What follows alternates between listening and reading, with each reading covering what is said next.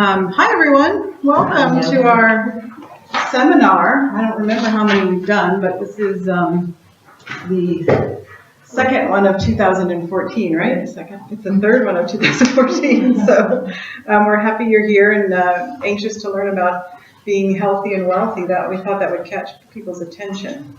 I'm Andrea Roschke. Our first speaker today, that's our logo, is going to be Scott Goldstein, and he also is raising humans. There are only 7. They're twins, a boy and a girl, and wife Sharon from South Africa. And when he's not doing that, he also works as a financial advisor. So I'm going to hand over the floor and the camera to and the clicker to Scott. Thank you. Welcome. And also, oh yes, the whole family are clients of Andrew's. The little ones we don't do returns yet. In retirement, so as a financial planner, day in and day out, we're sitting with families, small businesses, and our whole job really is to look at financial security for clients' futures, right? And help them build different things to save money, to make sure they don't run out of money, to protect them. If one passes away, how does the other one live financially? And help them all the way through. We have young families with little kids, how they plan for the kids and for college, all the way up to, we have a couple in their late 90s, like 98, and working with them. And we find over and over and over again, what are the main issues that are going to destroy someone's finances in the future, erode at what they saved in their nest egg. And a few guys that I heard went into retirement already. So the main ones, we have taxes. So how many think taxes are going to go down over the next 10 years? Right? Probably not. Thank goodness we have Andrew for that to help us with different strategies. But on the finance side, we help with different ways to get deductions using different financial strategies. Inflation, we all hear about it. It's a hard thing to really peg. And we hear it on the radio, but how many people think we're going to see $2 a gallon gas again? Probably not. Or 50-cent gallon milk. That's always like $6, right? So this is a way to think of inflation. So the dollars we had saved in retirement, when we get there, and we say, well, here's my IRA, here's my 401k, here's my pile of money, things aren't going to get less expensive, and that dollar has to really extend itself. And the two ones that I'm tasked with to talk about a little bit tonight, healthcare and long-term care, right? So I can ask the question, how many people think healthcare is going to go down in the next 10 or 20 years? Probably not, as far as the cost. In fact, it's funny, just before I came over, I was dropping my kids off and opening up my mail, and I went in for my annual exam, and I've got health insurance, and I looked at the blood work, just the blood work to draw my blood, $484 for like 3 tubes, right? And my wife's, she did her annual exam, we go in, it was 900 something, she had a few more bells and whistles, but still, it was the same 3 or 4 tubes. Maybe they checked thyroid and other stuff. So it's crazy. It's definitely not going down. Thank goodness, the insurance company said, well, you laboratory at Quest, you're not going to get the $494. We're discounting it to $130, and my copay was $20, and I'm done. And it was all someone's at least trying to regulate that. And then 2 big issues along outliving retirement savings, because when we go to retirement, and whatever the number is, 65, 68, 70, when we finally say I'm done with work and I have all the savings, we ask a lot of questions like, what are the genes like in your family? Do they live into their 90s, 105, or the 80s? And we try to project out, because it's a big fear when someone gets to retirement is, am I going to run out? So the strategy is to help get some guarantees on the money and things like that. We're not going to talk about that, but it's just kind of my world. And these are the big issues. And in estate planning, and we have Terry to talk to that. So I'm going to go through, I think, and I don't want to read all this stuff to you, but the 2 areas that she asked me to talk about were, it was healthcare and long-term care, right? So healthcare, as you all know, has done a dramatic change in the country in the last year, right? Called Obamacare or the Affordable Care Act. The big change, the mandate from the Obama administration is on his podium is everybody in the United States is going to be in health insurance. Everybody's going to get it. That's his mandate. And it was kind of Clinton's mandate, which never got fulfilled. But that's really all what Affordable Care Act, the mandate. Behind that is, how do you get there?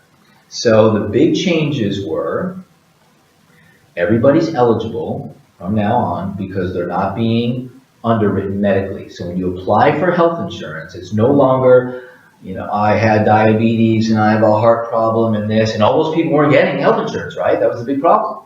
Now everybody's eligible, and it's based on your zip code where you live and a little bit of an age. Those are the two factors. Now, the other things around that was, okay, how can we pay for all that, right? You got people, he wants everybody to have it, but you got folks that, one, can't afford it.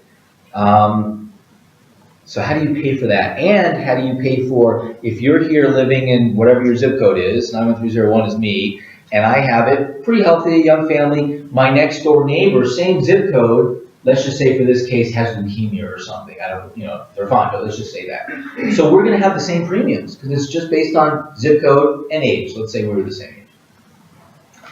So it's a big problem. So the insurance companies were sitting there, all of them, just waiting for all this to happen. And then when everything happened, they scrambled like crazy and they came up with all these algorithms on how they're gonna do it.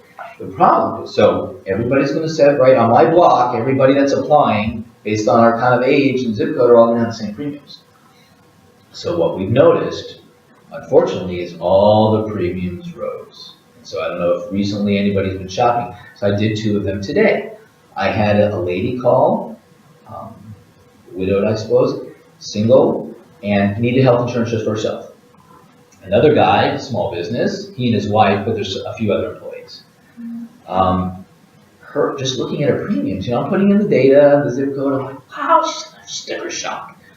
Like $600 to $800 depending on what program she wants, right? And depending on it, does she need medications? Does she need to see a doctor more than 3 times a year? All these things we have to go through, right? But all these premiums went up to pay for all the other folks that are just getting it. They may have been ill, but nobody's being declined anymore. The other way that, so that's how the insurance companies are paying for all this, and that's how, so the government has a slush fund or a healthcare fund set aside, God knows how many zeros on it, to help pay for the ones that can't afford it. And the ones that can't afford healthcare in our area are individuals less than, let's say, I think the number, I'll get to it, 45,000 or something less. They can go on the exchange, the same healthcare program, but get a subsidy from the government. Or a husband and wife family making less than, I think, 98,000 can apply on the exchange. But I'll get into details. Yeah, another big one is kids. If you have children, they now can stay on your plan. You get an extra 2 or 3 years. So it used to be 23, now it's 26. Another interesting thing that is a shocker to everybody, usually you pick up the phone and say, hey, Michael, I need to get some health care, sign me up. He's a financial planner, he would do the paperwork. But now, you can only do it twice a year. There's open enrollment for the entire United States in, the slide's wrong, but it's March, April, and then it's November, December. It's the only 2 times you can apply for health care. I've got many clients call and say, well, we can't do anything. But there's what they call a life event change. So the lady today was on COBRA from her employer. Employer downsized, she went on COBRA, it's running out. So if there's certain circumstances they call life-changing events where you still can get health insurance. You don't have to wait till those open enrollments. I think it's on the slide, but it's maternity, marriage, losing your job, coming off COBRA, certain things like that. And then they standardize all the plans. If you heard anything, bronze, silver, gold, and platinum, they're all the same. There's a few different bells and whistles. But we're all, in fact, it's so sad the way they've designed it that even me, if I'm applying, I'm going to wind up with maternity care. I happen to have kids, but let's say I did. The woman today doesn't have any children. She has to have pediatric dentistry on her plan. So it's, I'm just the delivery guy, but the Kings hopefully I have to deliver this bad news and they yell on the phone, I don't want that. And, I'm a man, I don't need maternity. I know, but let's see some of the, so the 3 ways to get health insurance. So I was doing a poll. One is if you work somewhere, you can get it through your employer. If you, and I'll give you the benefits of that kind of thing. There's the private market. Someone calls someone like me or Michael and says, I need health insurance. And we go to Anthem and HealthNet and Kaiser and Blue Cross and Blue Shield, and we search through the engines. It still winds up bronze, gold, platinum, it's the same stuff, but each provider has some little tweaks to it. And there's a couple of things I want to bring up that's also kind of changed. And then the thing about the health insurance marketplace that you hear all over the website, coveredcalifornia.com, and all that, it's not working, and it's called the exchange or the marketplace. It's where you would go if you qualified under one of these subsidies, less than 45 or less than 95,000. And some of the small businesses, they can go to that website and go through and wind up getting the same plan that we would all get. So it's not really change of plans, it's just subsidized. So instead of a plan, let's say, costing them $500 a month for the bronze plan, they're still going to get the bronze plan for $500, but the Obama slush fund, they paid $400 of it, so they're going to be $100. But if they qualify. If you have the ability, while I was taking the poll, to get so this woman that I was talking to, she got laid off, that's why she's on COBRA. She's hoping to get back working again and hopefully get to an employer plan. An employer plan, and you guys, I know you're working through it, it's less expensive. If you're an employer and you're getting, if you're an employer and you have the plan, it's less expensive for you versus going to just get an individual plan, which someone's probably educating you on. It's also for employees working somewhere versus going out and just getting it yourself. It's much less expensive if you get it through an employer. And it's just a risk model that's being used. If a company has 50 employees and I'm Anthem and I'm going to give them all insurance, the odds of all 50 running to the ER are pretty low. Maybe like a 20% factor going to the emergency room versus an individual family of 2, the odds could be a little higher. So they insure on the pricing for small business versus individuals a little bit on risk. So that lady that's looking at a $750 payment based on what she needs, I'm sure if she was working somewhere, it's probably $400. Plus, oftentimes the employer pays for a little bit of it. So ideally, that's the best place to go. The private market, this is really income driven based on where you're going to go. Either if you get the subsidy, you might as well. It's the same plan. But the private market is just for folks that can't get the subsidy. So the other big problem facing a lot of people, they say, here's the statistic. Once you get over 65, there's a 70% chance that person will need some form of long-term care assistance. It's pretty big, staggering numbers. And the long-term care business has evolved quite a bit. And just to explain a little bit about what long-term care is, we've seen it decimate retirement plans and families' finances. And the main way they find one is, we'll go through it, but you can either just self-insure and just, the odds, roll the dice that if it doesn't happen to you, great, but if it does happen to you, you've got your savings account and you'll just go through that. Then the next part is, after they do the savings account, is they sell the house. And then there's a lot of equity in the house oftentimes. And then it's the family members, who else is, all the sons and daughters all chip in, and it's the average cost, depending on the type of care, but in general, if you're going into a facility, anywhere between $3,000 and $5,000 a month, easy. Those numbers are today. Yet our specialists are saying even higher, and they are. But I hate to scare people so much, but because you can, depending on where you actually go, and even home health care, so which means that, let's say someone slipped on the stairs and broke their hip, they go in, they've got Medicare or insurance, pays for the surgery, pays for the hip, pays for that. They go home, they can't bend over and tie their shoe, they can't take a bath, they can't go up the stairs. The spouse is too frail to really carry them up and down. That's long-term care, right? So long-term care are defined, there's these things called activities of daily living. Eating, bathing, tying your shoe, in and out of bed, in and out of the bathtub, that kind of stuff. And then the other extreme is cognitive disabilities. So if you wind up with an Alzheimer's or a dementia, you don't need these other ADLs. You're definitely going to get signed off as this person needs long-term care, and they can go to a long-term care facility, or someone can come in the house. but we're just seeing just dramatic stories just in our world that we're reading about. And then so you say, okay, that may happen. We're all sitting here, we're healthy, okay. That may happen, it may not. Like anything, we may get in a car accident, we have insurance, we may not. The house may burn down, may not, but I have insurance on my house. These are just one of those other pieces where the numbers are much greater. It's probably like 2 in 100 that your house may burn down, but 70% of us over 65 are going to eventually need some form of care. So there's 3 ways to take care of this problem that we may see. One is the self-insuring. We have enough money and it's put away, or I'll sell the house. You know, we talk to clients and say, just let's put a plan in place, just so we know, because if you become where you can't speak about it, I can say, here's the written plan to your son or daughter, and this is your plan. You're going to sell the house, or you're going to strip out of the retirement account, but that's at least a plan. That's good. Not the best, but it's something.